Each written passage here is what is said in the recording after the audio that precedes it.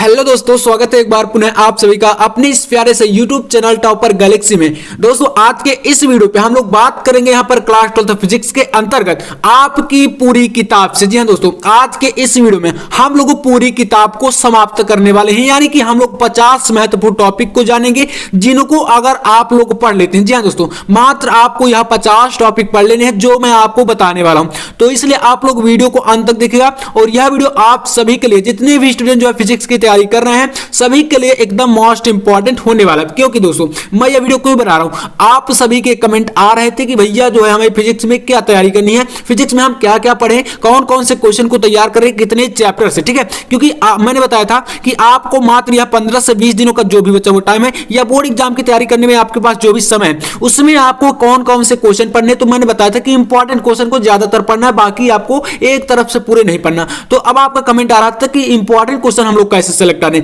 तो यहां पर इसी के ऊपर यह वीडियो है। मैं आपको बताऊंगा यहां पर आपकी पूरी किताब से यह 50 महत्वपूर्ण टॉपिक, और मात्र आप लोग यहां पढ़ लीजिएगा और 100% की गारंटी कि आप बोर्ड एग्जाम में बिल्कुल 65+ नंबर लाने वाले, अगर आप यहां पर इसको जो है देखते हैं। अब ऐसा क्यों कर रहा हूं, आप में से कई सारे बच्चे फिर ये कमेंट करते हैं कि भैया फिजिक्स की बात करें अगर यहां पर, तो आपका यहां पर क्या होता है, डेरिवेशन होता है। डेरिवेशन के अलावा आपका न्यूमेरिकल भी होता है, न्यूमेरिकल के अलावा आपके कुछ नियम भी होते हैं ना, रूल्स, जो कि जैसे कूलॉम का नियम हो गया, आपका यहां पर किरचॉफ का नियम हो गया, लेंज का नियम, मतलब कई सारे जो है नियम भी होते हैं। तो मतलब इन सभी को मिलाकर हमारा फिजिक्स में जो है 70 नंबर का पेपर बनता है। तो यहां जी हां दोस्तों बनता है, लेकिन मैं आपको बता दूं कि जो हमारा न्यूमेरिकल क्वेश्चन है उसकी तो आपकी अलग से क्लासेस चल रही हैं। बाकी मैं आपको यहां पर आज जो है डेरिवेशन जितने भी हैं, जितने भी आपकी थ्योरिकल क्वेश्चन है, सब कुछ और नियम है जितने, सब कुछ इसी वीडियो में कंप्लीट कवर होंगे। तो वीडियो को अंत तक देखिएगा, और जो क्वेश्चन मैं आपको बता रहा हूं तो आप लोग इसकी इसे जो अपनी बुक में कहीं पर टिक कर लीजिए, और उनको टिक करके आपको चैप्टर वाइज इनकी रिवीजन करनी है ना, तो इससे काफी बेहतर होगा। तो चलिए शुरू करते हैं। यहां पर नंबर 1 पर आपका आता है कूलॉम का नियम। देखिए शुरुआत से हम यहां पर चर्चा करेंगे, है ना।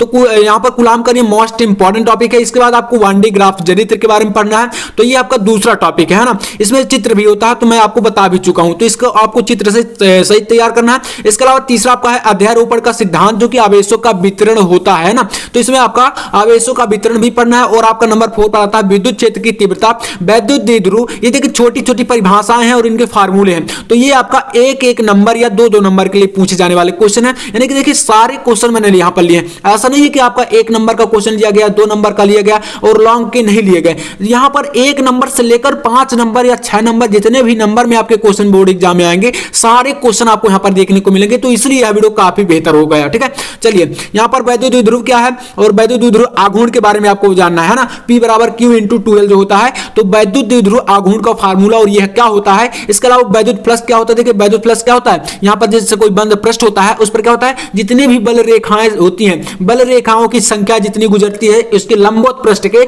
वही क्या होते हैं, वैद्युत फ्लक्स होता है। तो इसलिए यहां पर छोटी छोटी परिभाषाएं भी आपको तैयार करना है, यह भी आपके काम की चीजें हैं। ठीक है, इसके बाद नंबर 5 पर आता है वैद्युत द्विध्रुव की अच्छी स्थिति में तीव्रता, यानी कि जो अच्छी स्थिति के लिए वैद्युत क्षेत्र की तीव्रता होती है। इसके अलावा वैद्युत द्विध्रुव की निरक्षीय स्थिति में वैद्युत क्षेत्र की तीव्रता, यानी कि यह दोनों क्वेश्चन, दो में से एक क्वेश्चन आपके बोर्ड एग्जाम में 100% गारंटी के साथ आता है, तो इसमें से दोनों को तैयार करना है। ठीक है, अभी आपके पास टाइम भी है तो आप इनको प्रैक्टिस करिए। इसके अलावा यहां पर है आपका 7वां गॉस की प्रमेय, आपको इसमें गणितीय व्याख्या करना है, यानी कि इसका जो फार्मूला कैसे निकालते हैं, फुल डेरिवेशन के साथ इसे तैयार करना है। तो गॉस की प्रमेय एकदम इंपॉर्टेंट टॉपिक है। इसके अलावा यहां पर नंबर 8 पर आता है विद्युत विभव तथा वैद्युत विभवांतर। ठीक है, यानी कि वैद्युत विभव क्या है और यहां पर वैद्युत विभवांतर क्या है, इन दोनों की परिभाषाएं देनी है। इसके अलावा यहां पर नंबर 9 पर आता है संधारित्र की धारिता के लिए व्यंजक। तो संधारित्र की धारिता क्या होती है, इसका व्यंजक जो हमारा हमने निकाला था समांतर प्लेट संधारित्र की धारिता के लिए व्यंजक, उसको निकालिए। और देखिए इसमें एक क्वेश्चन आपका और बनता है, जो कि क्या होता है, प्लेटों के बीच टी मोटाई की कोई परत रखी जाती है, यानी कि टी मोटाई की कोई वस्तु रख दी जाती है, तो उसमें क्या होता है, उसके लिए आपकी अलग से धारिता निकाली जाती है। तो यहां पर आपको इसमें पहले संधारित्र के जो समांतर प्लेट संधारित्र है उसकी धारिता का व्यंजक तैयार करना ही है। ठीक है, इसके अलावा यहां पर नंबर 10 पर आता है वैद्युत द्विध्रुव की अच्छी स्थिति में वैद्युत विभव का व्यंजक। देखिए हमने अभी क्या देखा था, हमने वैद्युत क्षेत्र की तीव्रता के लिए व्यंजक देखा था अच्छी और निरक्षीय स्थिति में। अब हमें क्या देखना है, तो यहां पर वैद्युत विभव निकालना है, यानी कि आपका अच्छी स्थिति और निरक्षीय स्थिति में विभव का व्यंजक निकालना था, जिसमें एक आपका शून्य होता है और एक आपका निकल कर आता है, तो उसको निकालना है ना, तो दोनों आपको आने चाहिए। इसके अलावा 11 नंबर है समविभव पृष्ठ क्या होता है, गुण बताइए। देखिए इन क्वेश्चन को बताने का मेरा सिर्फ एक ही मकसद है कि आपको एक आइडिया लग जाए कि आपको किस लेवल से तैयारी करना है और किस प्रकार से बोर्ड एग्जाम की तैयारी अभी से करनी है, ताकि मतलब आपको यह भ्रम ना रहे कि हमें कितने इंपॉर्टेंट क्वेश्चन है, कैसे क्या क्वेश्चन तैयार करना है, इसी के ऊपर यह वीडियो है ना। तो आप लोग वीडियो को अंत तक देखिएगा और पसंद आए तो लाइक भी कर दीजिएगा और चैनल पर ना तो सब्सक्राइब भी कर लेना, क्योंकि यहाँ पर इनका भी मैं सोल्यूशन भी कराऊंगा एक एक करके। तो आपके बोर्ड एग्जाम तक जितने भी चीजें हो सकेंगी सारी चीजें आपको प्रोवाइड कराने वाला हूं। इसके बाद यहाँ पर है आपका वैद्युत ऊर्जा और शक्ति, यानी कि छोटी छोटी परिभाषाएं भी होती हैं, तो इसलिए इनको भी तैयार करना है। नंबर 13 पर आता है धारा घनत्व और अनुगमन वेग में संबंध, जो कि एकदम मोस्ट इंपॉर्टेंट क्वेश्चन है ना, तो ये आपका बोर्ड एग्जाम में हर बार आता है, तो इसलिए यहाँ पर इसको भी तैयार करना है। इसके बाद यहाँ पर आपका है सेल के वैद्युत विभव, यानी कि जो ईएमएफ जिसे बोलते हैं, यानी कि आपको इसको जो है तैयार करना है कि क्या होता है, और विभवांतर दोनों के बीच रिलेशन भी पूछा जाता है, तो इनके बीच क्या संबंध है यह भी बताना है। व्हीटस्टोन सेतु का सिद्धांत बताना है और किरचॉफ के दोनों नियमों को समझाना है, यानी कि जो आपका किरचॉफ का प्रथम नियम संधि का जो नियम है और दूसरा नियम आपका जो है बंद पास के लिए जो लागू होता है, इनको जब आप पढ़ेंगे इसके अनुसार आपको क्या करना है, यहां पर बताना है व्हीटस्टोन सेतु का सिद्धांत। तो यहां से आपके 16 क्वेश्चन ये कंप्लीट हो जाते हैं, यानी कि 16 टॉपिक। इसके बाद देखते हैं यहां पर 17 नंबर टॉपिक को, तो देखिए 17 नंबर में आपको पढ़ना है मीटर से, तो जो कि आपका यहीं पर क्या है, यह भी किरचॉफ के नियम पर ही आधारित टॉपिक है, तो देखिए यहां पर यह भी पूछ जाते हैं। इसके अलावा 18 नंबर आपका है विभवमापी का सिद्धांत समझाइए, और ओम का नियम जो कि श्रांति काल और यहां पर मुक्त इलेक्ट्रॉनों के जो मुक्त इलेक्ट्रॉनों का जो श्रांति काल के आधार पर आपको क्या निकालना है, ओम का नियम, यानी कि आपने जो 10th में पढ़ा होगा जो ओम का नियम, उस वाला वैसा ओम का नियम आपको नहीं लिखना है ना, परिभाषा आपको देकर उसमें आपको भी बराबर आई आर ऐसा करके नहीं समझाना। यहां पर आपको जो है श्रांति काल के आधार पर यह पूछा जाता है, तो इसको आपको यहां पर बताना है। इसके बाद देखते हैं यहां पर बायो-सैवर्ट नियम, जो कि आपका यहां पर फुल व्यंजक आपको यानी कि फुल डेरिवेशन के साथ इसको करना है, बायो-सैवर्ट नियम को।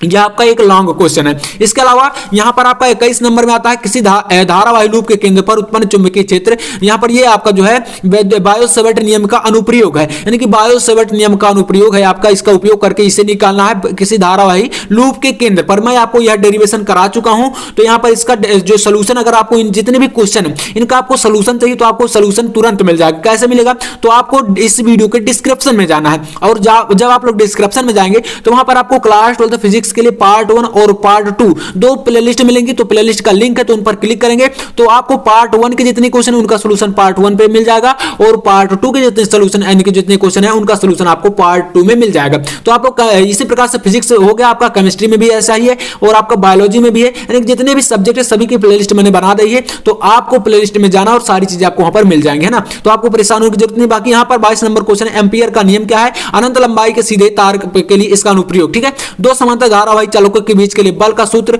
चल कुंडल धारामापी जिसे गैल्वेनोमीटर, तो इसको आपको बताना और इसमें सुग्राहिता को समझाना है। तो इसके बाद आपका आता है यहां पर लेंज का नियम क्या है, लेंज का नियम काफी महत्वपूर्ण है, यह नियम आपके बोर्ड एग्जाम में आता है। तो मैंने बताया ना कि यहां पर आपके छोटे से बड़े क्वेश्चन सारे क्वेश्चन मैंने यहां पर लिए, ऐसा नहीं कि आपका छोटा क्वेश्चन हो गया बड़ा नहीं लिया गया, तो सभी प्रकार के क्वेश्चन चाहे आपका 1 नंबर में चाहे 2 नंबर में चाहे 3 4 जो भी आएगा सारे यहां पर इसी के अंतर्गत आने वाले हैं। इसके बाद यहां पर है अमीटर तथा वोल्ट मीटर में जो इसका रूपांतर अमीटर का यानी कि जो ए मीटर होता है इसे वोल्ट मीटर में कैसे परिवर्तित किया जा सकता है, इसका रूपांतर बताना है। इसके अलावा एसी जनित्र जो कि आपका जनरेटर होता है, और ट्रांसफार्मर यार एकदम मोस्ट इंपॉर्टेंट टॉपिक है, तो इसको आप बिल्कुल ध्यानपूर्वक पढ़िएगा। यहां पर आपको इसमें दो प्रकार के ट्रांसफार्मर पढ़ने, एक आपका अपचाई ट्रांसफार्मर और एक होता है आपका उच्चाई ट्रांसफार्मर, दोनों प्रकार को आपको पढ़ के जाना, इसका सिद्धांत और कार्य विधि, है ना, तो ये आपका चित्र सहित। इसके बाद 28 नंबर है स्वप्रेरक गुणांक तथा अन्योन प्रेरक गुणांक को समझाइए, और 29 नंबर है वैद्युत चुंबकीय तरंगों की अनुप्रस्थ प्रकृति क्या होती है और वैद्युत चुंबकीय तरंगों के गुण को भी बताना है।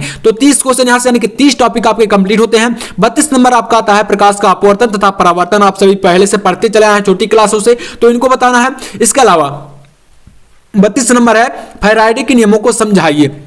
अब आप में से कई सारे बच्चे बोलेंगे कि यह टॉपिक हट गया भैया, तो देखिए हट गया है तो क्या हुआ, आपको पढ़ना है। अगर है आपको देखिए पहली बात तो होगा आप बोर्ड एग्जाम में आ ही जाता है, तो आप लोग इसको पढ़ लीजिएगा, और अगर नहीं हटा तो आपको आगे भी काम आने वाला है, क्योंकि यहाँ पर आपका जब आगे जाएंगे बीएससी करेंगे कुछ भी करेंगे तो वहां पर आपको काम आएगा, तो इसलिए पढ़ लेना है ना। जिस स्टेट बोर्ड से हट गया है उनको भी पढ़ना है। तो इसके बाद यहाँ पर आपका 33 नंबर है एलसीआर परिपथ की प्रतिबाधा और इसका कालांतर का फार्मूला। देखिए यहाँ पर आपको मैं करा चुका हूँ एलसीआर परिपथ, बहुत ज्यादा महत्वपूर्ण क्वेश्चन है ये। इसका बाद 34 नंबर आपका आता है संपर्क में रखे पतले लेंसों की संयुक्त फोकस दूरी के लिए इसका फार्मूला निकालना। यह भी इस चैप्टर से काफी ज्यादा महत्वपूर्ण क्वेश्चन है ना। इसका आता है 35 नंबर है आपका लेंस मेकर सूत्र यानी कि लेंस निर्माता सूत्र इसे बोलते हैं। इस पर मैंने इसका जो है कंप्लीट डेरिवेशन में करा चुका हूं। तो यहां पर आपका लेंस शक्ति है, इसकी परिभाषा देना है। फ्रिंज की चौड़ाई के लिए व्यंजक एकदम इंपॉर्टेंट, मोस्ट इंपॉर्टेंट है ना, ये सबसे ज्यादा महत्वपूर्ण क्वेश्चन है, तो इसको भी तैयार करना है। इसके बाद यहां पर आपका आता है 37 नंबर दृष्टि दोष, इसमें आपको निकट एवं दूर दृष्टि दोष दो प्रकार के पढ़ने होते हैं। इसके बाद यहां पर आपका है 38 नंबर मानव नेत्र स्वच्छ नामांकित चित्र, यानी कि मानव नेत्र का आपको इसमें चित्र बनाना है, जिसमें क्या होता है मानव नेत्र के कुछ पार्ट हो गए, जैसे कि आइरिस हो गया, कार्निया हो गया, पिपल्स हो गया, जो भी पार्ट है तो इनको बताना है और इसमें थोड़ा थोड़ा सा एक्सप्लेन करके इसको चित्र से समझाना पड़ेगा। तो बोर्ड एग्जाम में आ जाता है यह क्वेश्चन, काफी इंपॉर्टेंट है। इसके बाद आपका 39 नंबर है हाइगेंस की द्वितीयक तरंगिकाओं के सिद्धांत के आधार पर प्रकाश के परावर्तन एवं प्रकाश के अपवर्तन की व्याख्या दोनों को मैं करा चुका हूं। तो दोनों को आपको देखना है तो आप लोग जरूर देखिएगा। आपको बस लिंक पर क्लिक करना है तो वहां से प्लेलिस्ट ओपन होगी और प्लेलिस्ट में सारी वीडियो आपको एक सेपरेट तरीके से मिल जाएंगे। तो इसके बाद यहां पर आपका आता है व्यतिकरण एवं विवर्तन को समझाइए, यानी कि व्यतिकरण क्या है, विवर्तन क्या है, दोनों को समझाना है। और 41 नंबर है आपका हार्ट तथा लेनार्ड परीक्षण को समझाइए, यानी कि हार्ट तथा लेनार्ड का जो प्रयोग है उसको आपको बताना है, कैसे हुआ था, ये सारी चीजें यहां पर जो चीजें ली जाती हैं उसको बताना है ना। तो प्रकाश विद्युत प्रभाव के अंतर्गत ही आपका आ जाता है। इसके बाद आपका 42 नंबर है आइंस्टीन का प्रकाश विद्युत समीकरण, जो कि एकदम इंपॉर्टेंट टॉपिक है, तो इसको भी आप लोग लेकर चलिएगा। इसको भी मैं करा चुका हूं 2 बार, है ना, 2 बार मैंने इसको कराया है। इसके बाद आगे भी मैं आपको कराऊंगा, ऐसा नहीं कि अब जो है मैं करा चुका हूं तो आपको नहीं कराऊंगा, आगे भी आपको इन पर जो मतलब जो ज्यादा इंपॉर्टेंट टॉपिक है उनको बिल्कुल मैं सॉल्यूशन के साथ लाऊंगा। जिन पर आपको प्रॉब्लम हो रही है आप लोग कमेंट करिएगा कि इस पर लाइए, तो मैं जरूर लाऊंगा, है ना। इसके बाद देखिए यहां पर आपका नेक्स्ट आता है परमाणु का रदरफोर्ड मॉडल, और यहां पर आपका परमाणु का जो रदरफोर्ड मॉडल था उस यानी कि जो रदरफोर्ड ने दिया था उसको बताना आप लोग 9th में भी से पढ़े होंगे। इसके बाद आपका दे ब्रॉगली संबंध जो कि इसमें होता है। और यहां पर 45 नंबर है, यहां पर नाभिकीय विखंडन और नाभिकीय संलयन को समझाइए। तो नाभिकीय विखंडन क्या है और नाभिकीय संलयन दोनों को आपको बताना है इसी वीडियो में, यानी कि आपको इसके अंतर्गत दोनों प्रकार की परिभाषाएं आती हैं, किस प्रकार से नाभिक टूटता है और किस प्रकार से इसका संलयन होता है, दोनों को बताना है ना। इसके बाद 46 नंबर है एन एवं पी प्रकार के अर्धचालक को समझाइए, क्या होता है एन प्रकार के अर्धचालक और पी प्रकार के ये क्या होते हैं, किसमें आपके इलेक्ट्रॉन होते हैं, किसमें कोटर होती है, सारी चीजें आपको इन पे बताना है। तो इस पे पढ़ लेना आप लोग, छोटा छोटा से मतलब क्वेश्चन है तो आप लोग थोड़ा थोड़ा से इनमें पढ़ लीजिएगा,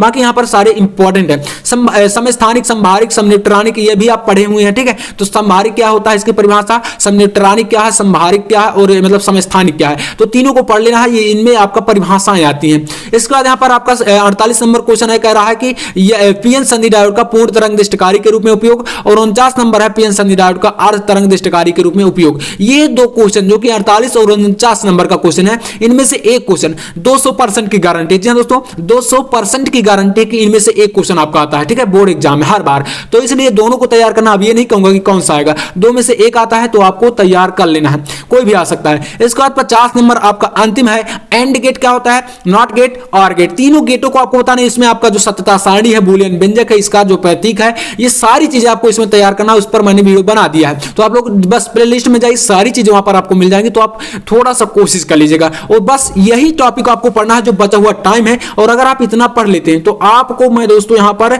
100% की गारंटी के साथ कहता हूं, 100% की गारंटी है कि आप बोर्ड एग्जाम में 65+ फिजिक्स में लाने वाले हैं। बाकी रही बात न्यूमेरिकल की और ऑब्जेक्टिव क्वेश्चन की, तो ऑब्जेक्टिव क्वेश्चन आपको मैं तैयार करा रहा हूं एक एक वीडियो के माध्यम से, और न्यूमेरिकल क्वेश्चन को आपको एक एक वीडियो के माध्यम से चैप्टर वाइज न्यूमेरिकल करा ही रहा हूं। तो आपको बस प्रॉब्लम बिल्कुल नहीं होनी चाहिए, सारी चीजें आपको यहां पर दी जाएंगी। तो बस चैनल को सब्सक्राइब कर लेना, अगर अच्छा लगा तो लाइक कर देना। मैं आपसे मिलता हूं नेक्स्ट वीडियो में, तब तक के लिए जय हिंद, वंदे मातरम।